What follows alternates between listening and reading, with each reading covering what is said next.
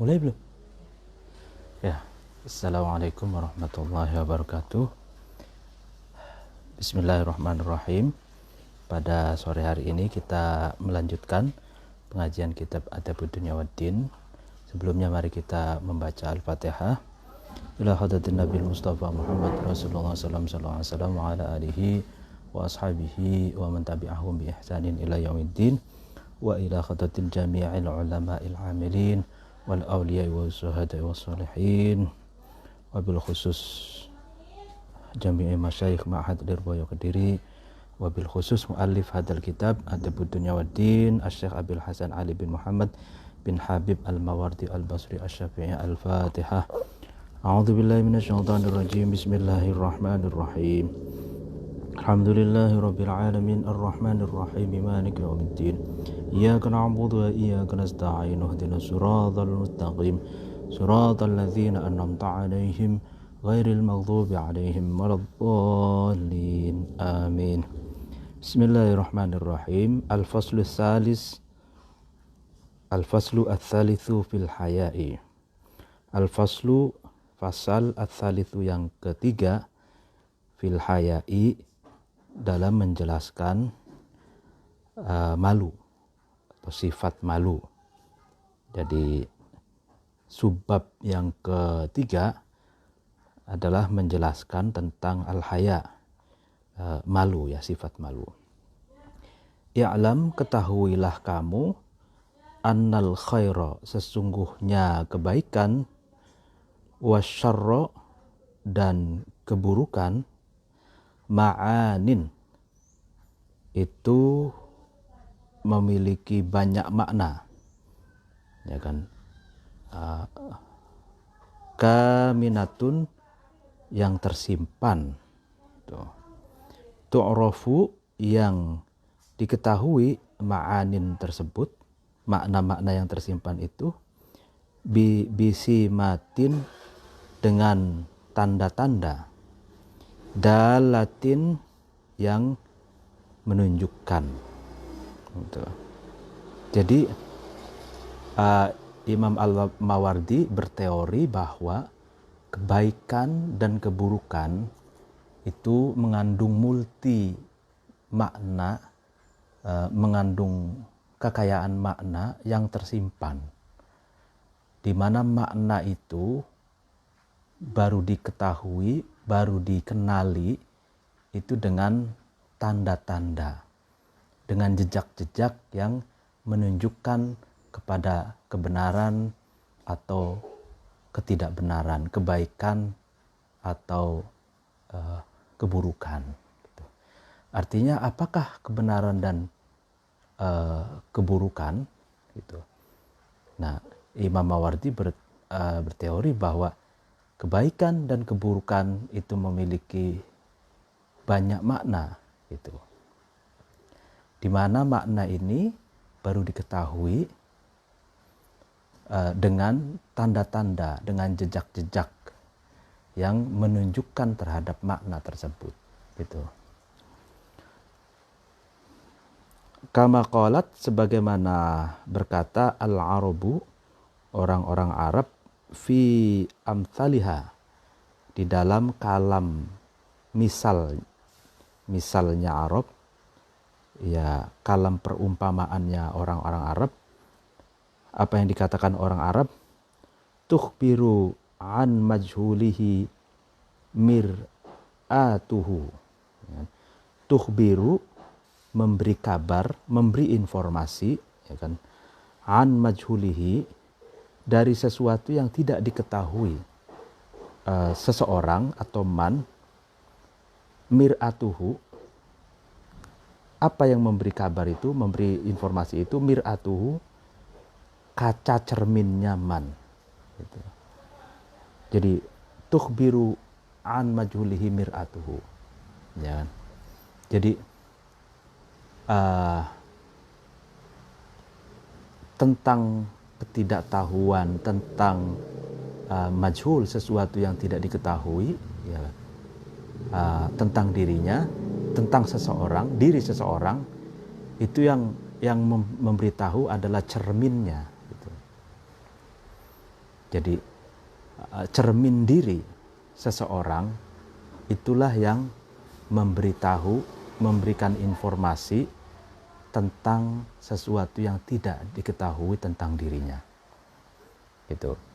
Jadi kita tidak tahu muka kita seperti apa. Ya kan? Muka ini kan sesuatu yang paling dekat dari kita. Tapi kita tidak tahu muka kita seperti apa. Padahal kedua mata untuk mengakses pengetahuan, mengakses realitas itu ada di kepala kita, ada di muka kita. Tapi kita tidak tahu muka kita seperti apa. Nah, majhul berarti kita majhul atau kita tidak tahu tentang muka kita. Nah, kita tahu tentang muka kita itu melalui cermin, gitu, ya kan? Jadi cermin itulah yang memberitahu kepada kita, oh ternyata muka kita seperti ini, seperti itu. Oh muka kita misalkan ada jerawatnya, oh muka kita mulus, oh muka kita putih, oh muka kita sawo matang, gitu. Nah itu cermin, gitu kan. Cerminlah yang memberikan informasi kepada kita tentang muka kita.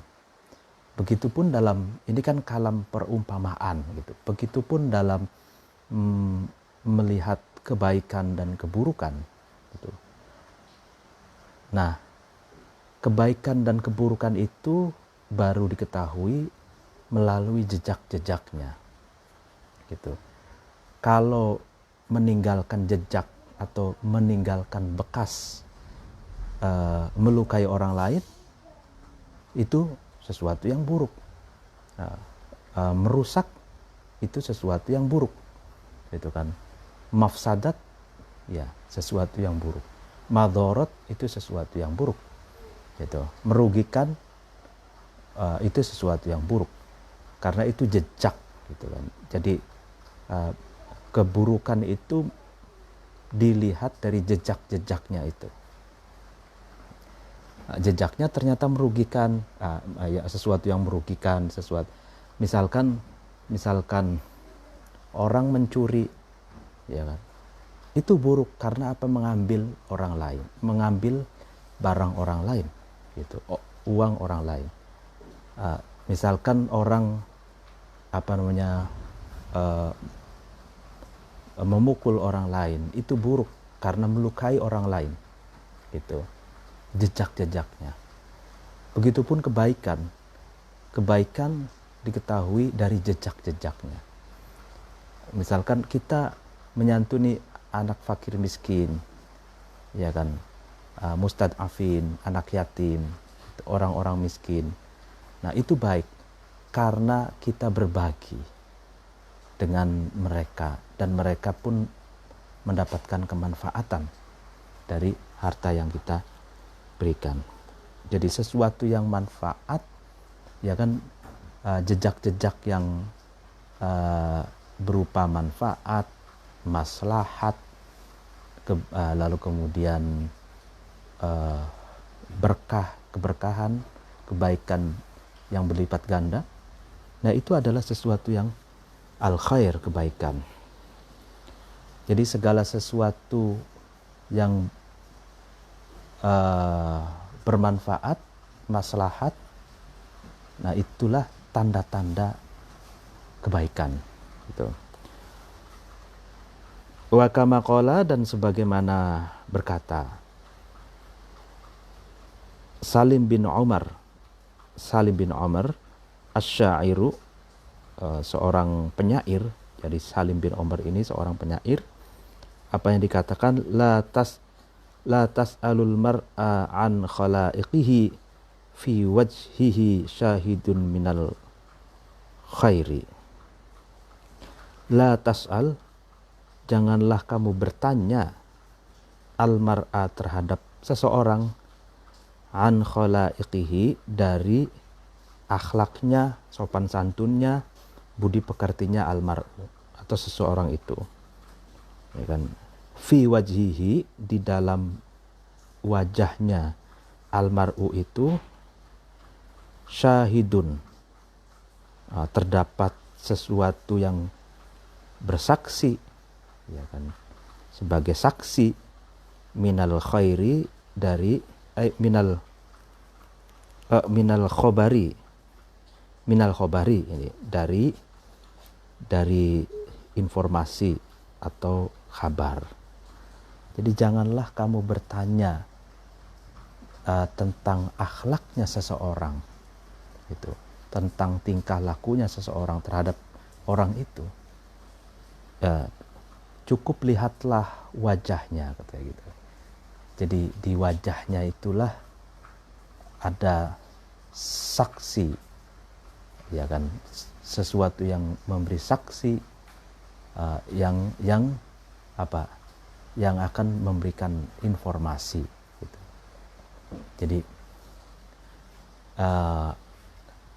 Jadi disinilah maka pentingnya kita pandai membaca gerak tubuh seseorang, ya kan, membaca gelagat, gitu, membaca body language, ya kan, jadi membaca bahasa tubuh seseorang. Dan bahasa tubuh seseorang itu diwakili dengan wajahnya, dengan sorot matanya, dengan mimik mukanya. Dan di sanalah kita akan mendapatkan informasi tentang akhlaknya orang tersebut. Nah, ini pemahaman syairnya begitu. Nah, fa sammatul khairi, tanda-tanda kebaikan, ad-da'atu adalah ketenangan, wal haya'u, dan malu, ya kan. Jadi tanda-tanda kebaikan itu kalau orang itu tenang, gitu, tidak gerasa gerusu, gitu kan, tidak reaksionis, berpikir sebelum bertindak, itu tenang, gitu. Lalu kemudian wal haya'u, dan sifat malu, artinya malu ketika berbuat merugikan orang lain, malu ketika berbuat kerusakan, malu ketika berbuat madarat kepada orang lain, malu kepada orang lain, malu kepada keluarga, malu kepada diri sendiri, dan malu kepada Allah, gitu, kepada Tuhan, gitu. Nah, ini ketenangan dan sifat malu inilah tanda-tanda kebaikan. Wasimatus syarri, adapun tanda-tanda keburukan, al-quhhatu adalah sifat kasar, ya kan, sarkas, keras, kaku, tuh, pokoknya, gitu kan. Wan nada'u, dan ucapan yang kotor, itu. Jadi ini tanda-tanda keburukan. Ketika seseorang itu mudah mengatakan bodoh kepada orang lain, ketika seseorang itu mudah membuli, mencaci maki, ujaran kebencian, kaku, itu, keras, itu, kasar, itu kan. Lalu kemudian ucapan-ucapan yang kotor, kadang kebun binatang keluar semua dari mulutnya. Nah, itu tanda-tanda keburukan, gitu. Wakafa, dan cukup, ya kan, bil haya'i, dengan malu, dengan sifat malu, apanya, khairon, kebaikan. Ayakuna, ada haya itu alal khairi, atas kebaikan, dalilan, itu sebagai dalil atau petunjuk atau yang menunjukkan. Jadi cukuplah dengan sifat malu sebagai kebaikan, sebab dengan malu itu, ya kan, malu itu menunjukkan kebaikan itu, ya kan. Jadi malu beda dengan malu-maluin gitu kan. Jadi malu itu sifat yang kontrol gitu ya, apa namanya, personality control gitu. Jadi yang mengkontrol diri biar stabil, dan justru dengan sifat malu itulah agar kita tidak melakukan hal-hal yang membuat kita malu-maluin gitu. Iya kan, bikin malu gitu. Nah, wakafa, dan cukup, ya kan, bil kohati, ya kan, sifat kohah itu kaku, ya, kaku, kasar. Kalau orang Cirebon itu wangkot, istilahnya Cirebon itu wangkot, ya, kasar, kaku gitu. Wan nada'u, dan ujaran kebencian, mengeluarkan kata-kata kotor gitu. Apanya? Syarron, keburukannya. Ayyakuna, yang ada keduanya, yaitu koha dan nada itu, ila syarri, kepada keburukan, sabilan, jalan. Artinya cukuplah sebagai tanda keburukan, yaitu koha, wangkot, kaku, ya kan, wangkot, kaku, dengkel, pokoe gitu kan, dan nada, dan mengeluarkan ujaran kebencian, ucapan kotor, ucapan kasar, ya. Di mana keduanya ini, kohah dan nada, itu adalah jalan menuju keburukan gitu. Ya, atas nama apapun gitu kan. Kalau sifat kasar, keras, wangkot gitu kan, ujaran kebencian, mengeluarkan kata-kata kotor, itu adalah keburukan gitu, atas nama apapun gitu. Wa qad rawa, dan sungguh meriwayatkan Hasan bin Atiyah an Abi Umamah, dari Abi Umamah, qala, Abi Umamah berkata, qala, berkata Rasulullah sallallahu alaihi wasallam, sallallahu alaihi. Ini hadis, apa yang dikatakan Nabi, al haya'u wal ayu syu'batani minal imani, ya kan. Wal haya'u, sifat malu, wal ayu, dan diam gitu. Syu'batani, itu adalah dua cabang, ya kan, dua fakultas, dua cabang, minal imani, dari iman. Jadi rasa malu atau sifat malu dan diam, itu dua-duanya adalah fakultas iman atau jurusan atau cabang keimanan. Wan nada'u wal bayanu syu'batani minan nifaqi. Wan nada'u, adapun buruknya ucapan, wal bayanu, dan melebarkan ucapan, ya kan, membumbui ucapan. Syu'batani adalah kedua cabang, minan nifaqi, dari kemunafikan. Nah, jadi ucapan yang kotor, ucapan yang keras, ujaran kebencian, sarkas, dan membumbui ucapan, ya kan. Itu dua cabang dari kemunafikan.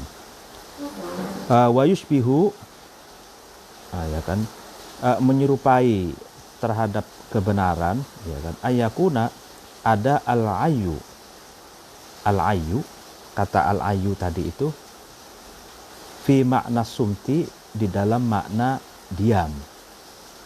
Nah, jadi al-ayu itu makna aslinya adalah gagap dalam berbicara gitu.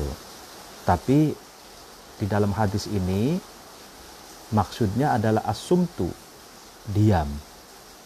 Makanya kan ada banyak hadis dan banyak perkataan ulama dan bahkan Al-Quran mengatakan bahwa berkatalah dengan kata-kata yang baik atau diam, au yasmut, gitu kan. Gitu. Nah, wal bayanu, nah adapun kalimat al-bayan di dalam hadis ini fi makna tasyadduqi, di dalam makna melebar-lebarkan ucapan. Jadi bukan al-bayan dalam pengertian penjelasan yang dibutuhkan gitu, tapi maksud di dalam hadis ini adalah bermakna tasyadduqi, ucapan yang dibumbu-bumbui, ditambah-tambahi gitu. Nah, ini pentingnya memahami makna terkandung di dalam hadis tidak secara harfiah. Kalau harfiah banyak yang salah paham nanti. Ini perlu kita memahami hadis itu dari syarahnya, penjelasannya yang dijelaskan oleh para ulama. Kama jaa, sebagaimana datang fil hadisi, di dalam hadis al-akhari yang lain, apa yang dikatakan, inna abghadakum ilayya athar taruna al-mutafaihiquna al-mutasyaddiquna. Inna abghadakum, sesungguhnya lebih ghodob, ya, lebih marah-marahnya kamu sekalian, ilayya, kepadaku, ya maksudnya orang yang apa, aku lebih apa ya, orang yang paling aku marah kepadanya gitu loh. Athar saruna adalah orang yang banyak bicaranya, ya kan. Al-mutafaihiquna adalah orang-orang yang memperpanjang ucapannya, ya kan. Al-mutasyaddiquna, dan orang-orang yang melebarkan ucapannya. Itu jadi orang yang bikin abghadakum ilayya.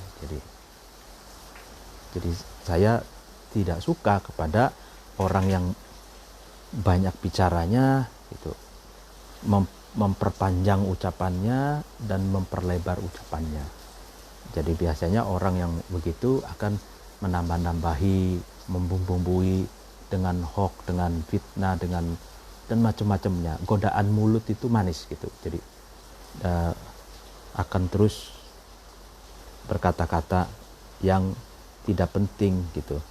Warwa, dan meriwayatkan Abu Salamah an Abi Hurairah, dari Abi Hurairah radhiyallahu anhu, semoga Allah meridhoi Abu Hurairah, apa yang dikatakan, apa yang diriwayatkan, anna Rasulullah sallallahu alaihi wasallam, sesungguhnya Rasulullah sallallahu alaihi wasallam qala, berkata, Rasul berkata, al haya'u minal imani wal imanu fil jannati. Nah, kan, al haya'u, sifat malu, minal imani, adalah bagian dari iman, ya kan. Wal imanu, sedangkan iman, fil jannati, ada di dalam sorga. Jadi sifat malu itu bagian dari keimanan seseorang. Nah, sedangkan iman itu reward atau ininya ganjarannya adalah sorga gitu. Wan nada'u minal jafai wal jafa'u finnari.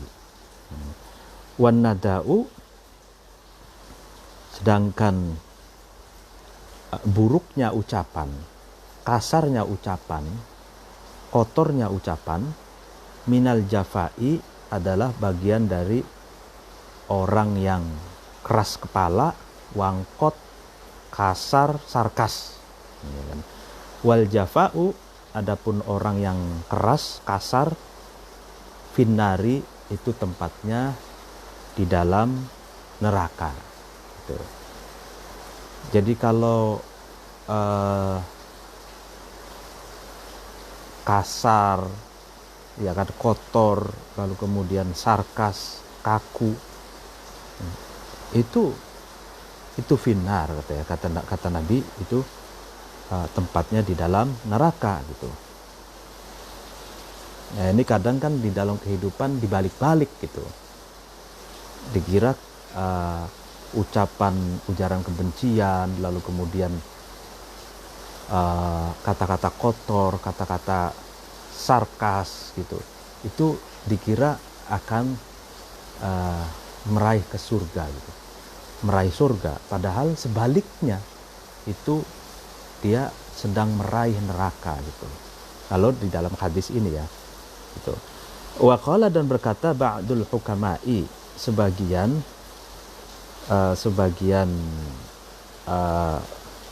bijak bestari, apa yang dikatakan, man kasahul haya'u thawbahu lam yaron nasu aibahu. Man, barang siapa, kasahu, itu memakai, ya kan, hu terhadap man, al haya'u, sifat malu, thawbahu, sebagai pakaiannya haya. Ya, barang siapa yang memakai pakaian malu gitu, lam yaro, maka tidak melihat annasu, manusia, aibahu, terhadap aibnya man. Ya.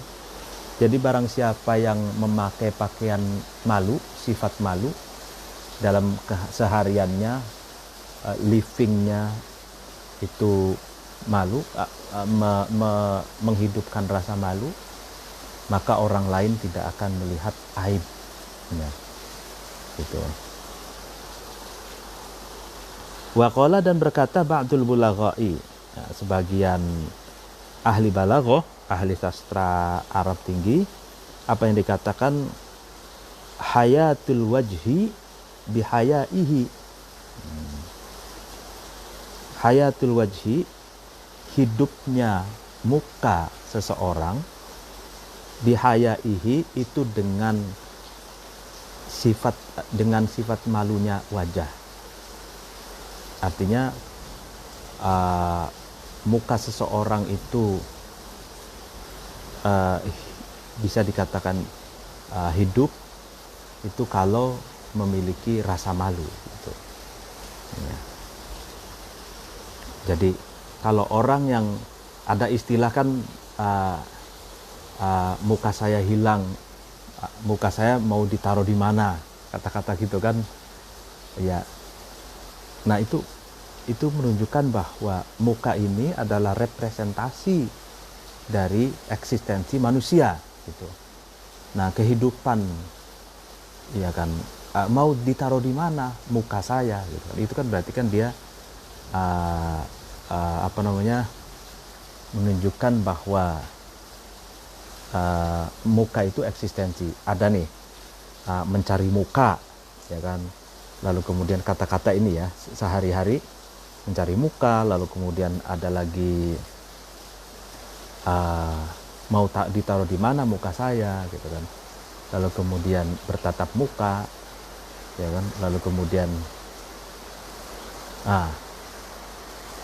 itu mencoreng muka gitu kan. dan lain sebagainya, berarti kehidupan seseorang itu sangat tergantung dengan sifat malunya. Kama annal hayatal gharsi bimaihi kama annal hayatal gharsi, sebagaimana sesungguhnya hidupnya tanaman gitu kan, bimaihi itu tergantung airnya al-ghars. Jadi tanaman, tumbuh-tumbuhan ya, itu hidupnya itu tergantung air. Tuh. Jadi kalau ada air, dia pasti hidup dengan subur gitu. Tapi kalau tidak ada air, misalkan kemarau berkepanjangan, maka dia akan mati seperti itu. Jadi sifat malu itu seperti air bagi tanaman. Seperti ya, sifat malu itu berarti kan yang menghidupkan kehidupan manusia, yang betul-betul sejatinya manusia. Wa qala, dan berkata ba'dul bulaghai, sebagian ahli balagha, al ulama'i, yang ulama, ya ajaban, ya wahai orang-orang yang ujub, orang-orang yang membanggakan dirinya, kaifa la tastahyi, bagaimana kamu tidak malu gitu kan, min katrotima, dari banyaknya sesuatu, la tastahyi, yang kamu tidak malu gitu kan, wa tattaqo, dan kamu takut, min tulima, dari panjangnya sesuatu, la tattaqo, yang kamu tidak takut ya. Artinya ini satu pertanyaan kritis gitu. Jadi orang yang membanggakan dirinya, ujub gitu, ditegur dengan pertanyaan, bagaimana kamu tidak malu katanya. Padahal banyak sesuatu yang mestinya kamu malu gitu. Bagaimana kamu takut sementara banyak sesuatu yang mestinya kamu tidak takut gitu. Jadi ironis gitu. Wa qala, dan berkata Shalih bin Abdul Quddus,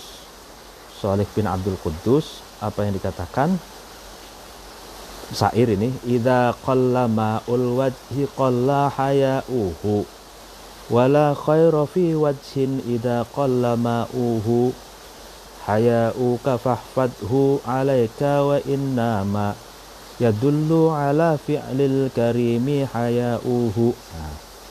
Idza qalla, ketika sedikit, ma'ul wajhi, mukanya wajah,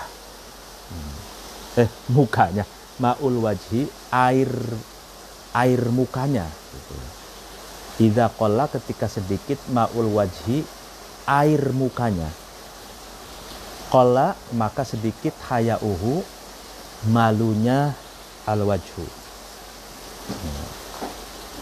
Ya ini, wala khaira, dan tidak ada kebaikan sama sekali, fi wajhin, di dalam muka seseorang, idza qalla, ketika sedikit, ma'uhu, airnya wajah. Ya, ini menarik. Ketika air mukanya seseorang itu sedikit,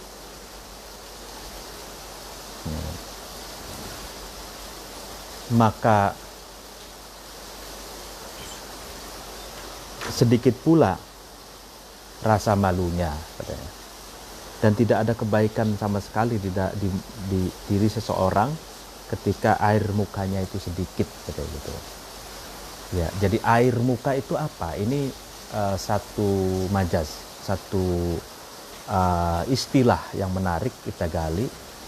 Jadi air muka itu maksudnya adalah ketika kita bertemu dengan seseorang, kita pasang muka dengan berseri-seri gitu kan,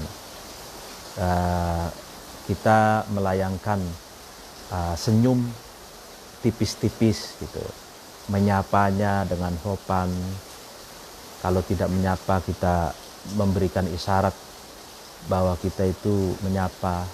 atau kalau di Jawa itu ada nuwun sewu gitu kan, permisi, permios gitu kan, punten gitu kan, dan lain sebagainya. Nah itu ma'ul wajhi, jadi air muka. Jadi ketika orang miliki sedikit air muka, berarti orang itu ketika ketemu orang lain dia judes, pasang wajah cemberut, pasang muka seperti dompet tanggung bulan. Nah dia itu tandanya qalilu qalla ma'ul wajhi, jadi sedikit air mukanya. Jadi ketika ketemu orang ketus, ketika ketemu orang mukanya mersungut gitu, ketika ketemu orang pasang muka yang seolah-olah membenci, sorot matanya itu seperti orang yang sedang ingin menerkam. Nah itu namanya judes, ya kan. Nah judes itu qalla ma'ul wajhi, orang-orang yang sedikit air mukanya gitu.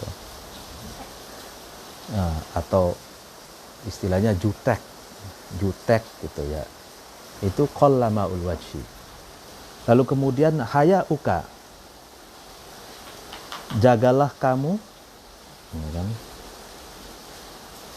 Fahfadhu artinya jagalah kamu hu terhadap wajah, alaika atas kamu, wa innama yadullu, tapi menunjukkan ala fi'lil karimi, atas aktivitas atau perbuatan orang yang mulia, hayauhu sifat malunya karim.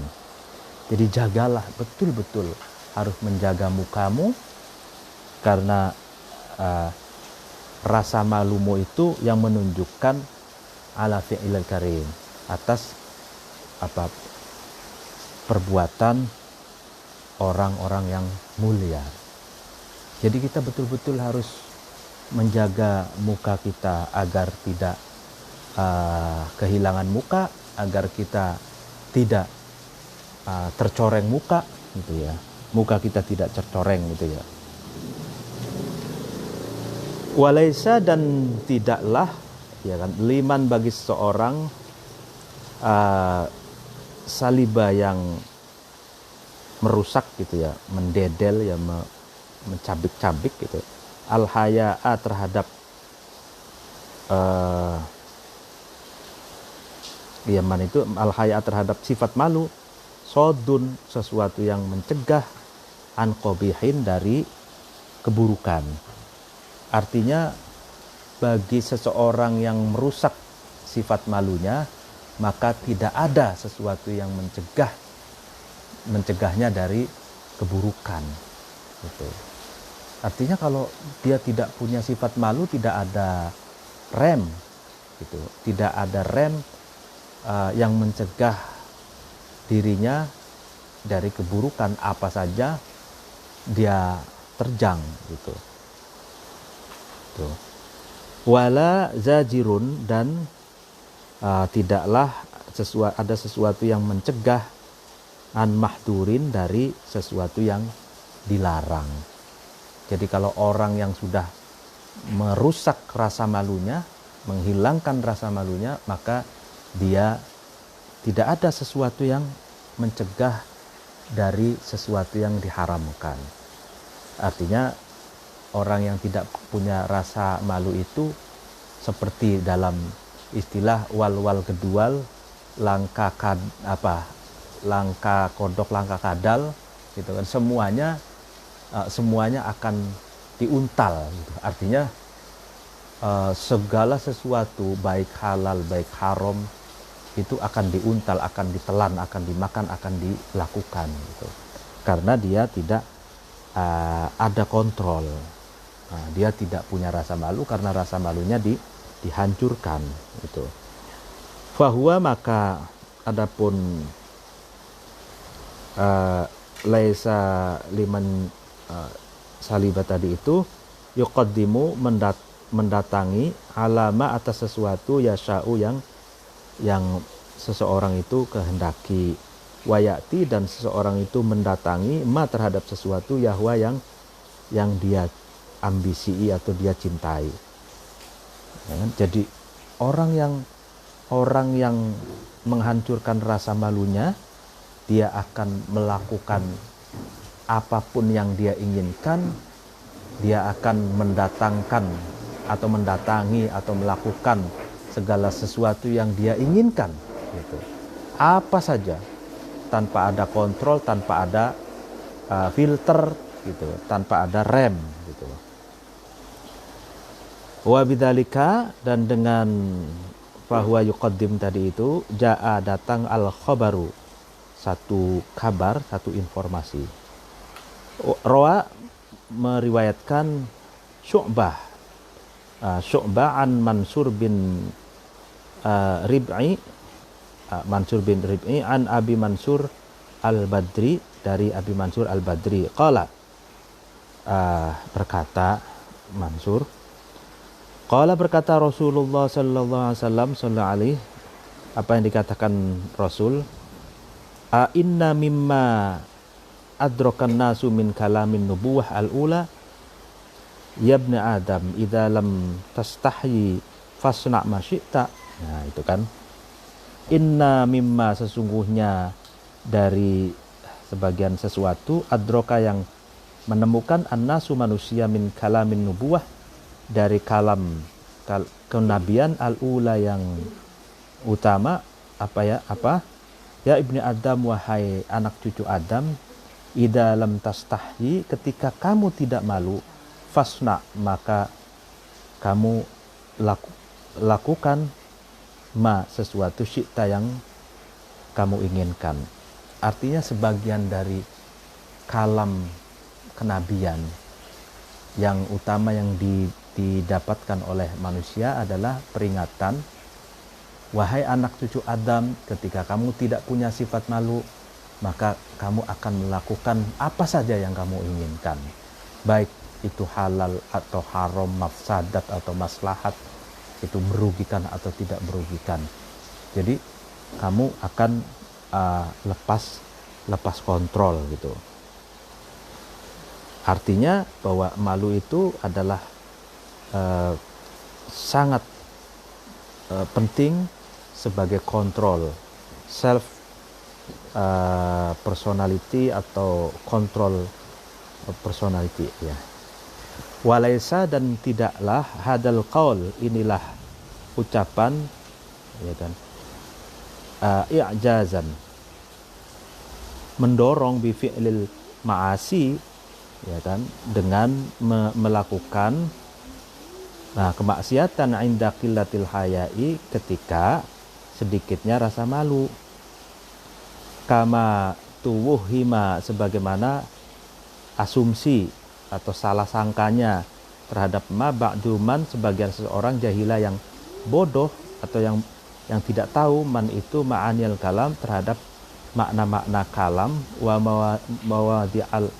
mawadi'atil khitabi, dan peletakan ujaran atau peletakan khitab, ucapan Rasulullah tersebut. Artinya gini, ini kan isna fasna ma syi'ta, lakukanlah kamu terhadap sesuatu yang kamu kehendaki. Nah, ini kan kata-kata perintah gitu.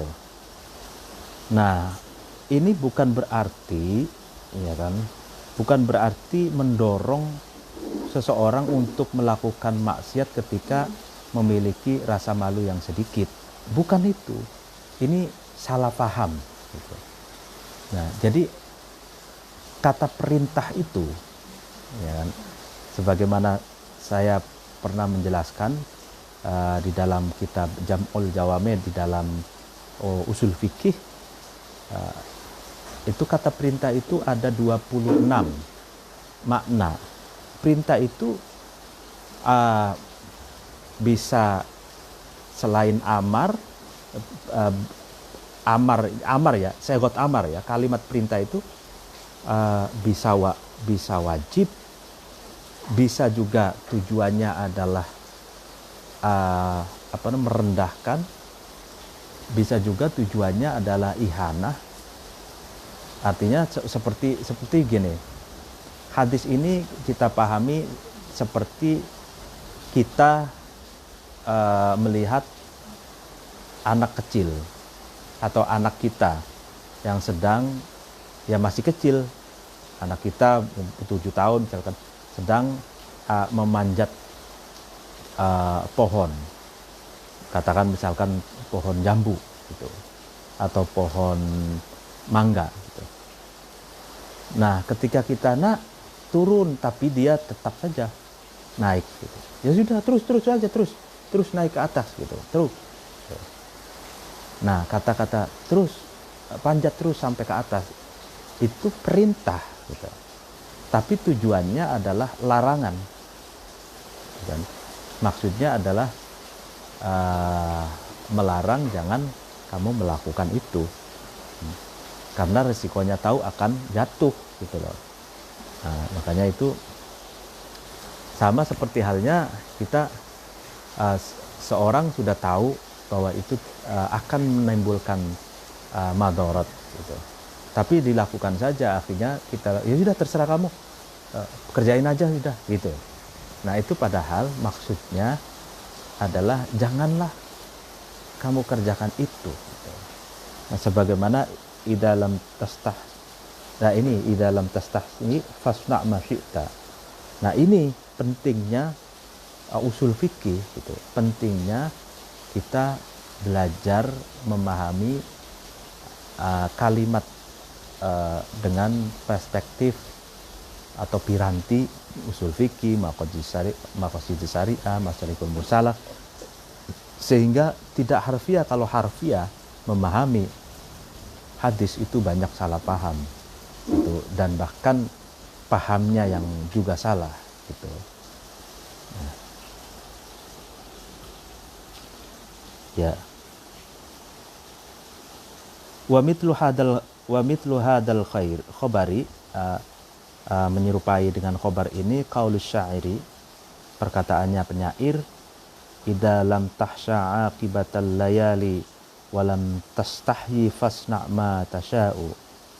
Nah ini kalam hadis Nabi itu, menyerupai hadis Nabi itu kata-kata syair ini, idza lam tahsha, ketika kamu tidak takut aqibatal layali, terhadap akibat malam, artinya di malam hari itu kamu tidak takut gitu ya. Walam tastahyi, dan kamu tidak malu, ya kan? Kamu tidak malu, fasna, maka lakukanlah kamu terhadap sesuatu tasa'u yang kamu kehendaki. Walam tastahyi fasna ma tasya. Kalau kamu tidak malu, ya kamu ya bisa melakukan apa saja gitu. Ya maksudnya ya terserah kamu nggak tahu malu gitu kan, kata-katanya nggak tahu malu gitu kan. Fala wallahi ma fil 'aishi khairun walad dunya idza dhahabal haya'u. Fala, maka tidak, wallahi demi Allah, ma fil 'aishi, tidak ada di dalam kehidupan, khairun, kebaikan, walad dunya, dan tidak ada kebaikan di dalam dunia, idza dhahaba, ketika hilang al haya'u, sifat malu. Nah, tidak demi Allah, katanya gitu. Di dalam kehidupan maupun di dunia ini tidak ada kebaikan sama sekali ketika rasa malu itu hilang gitu loh. Sirna, ketika rasa malu itu sirna. Ya'ishu, hidup, ya'ishul mar'u mastahya bi khairin wa yabqa al audu ma baqyal liha'u. Ya'ishu, hidup, al mar'u, seseorang, mastahya, ketika orang itu tidak malu, bi khairin, dengan kebaikan, wa yabqa, dan tetap, al-audu kembali, ma baqiya selagi tidak tetap, al-liha'u jenggot. Ya artinya gini, ketika seseorang itu hidup hidup tidak memiliki rasa malu, ya kan, dia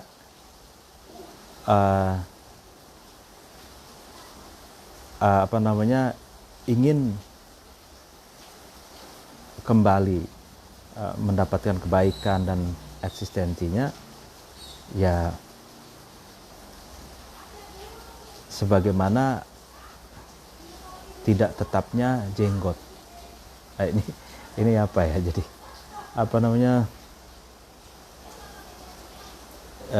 ini istilah kiasan saja, istilah kiasan gitu ya, istilah kiasan. Jadi kalau seseorang itu